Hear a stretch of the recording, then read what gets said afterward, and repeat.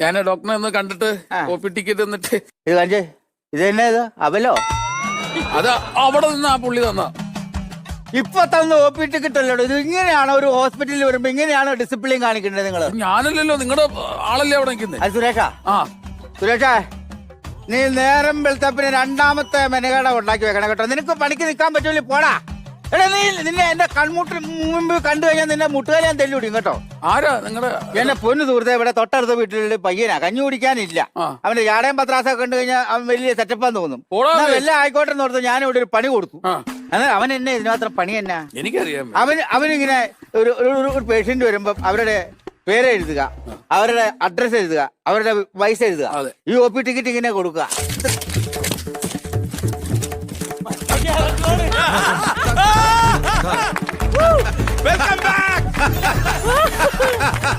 Suresh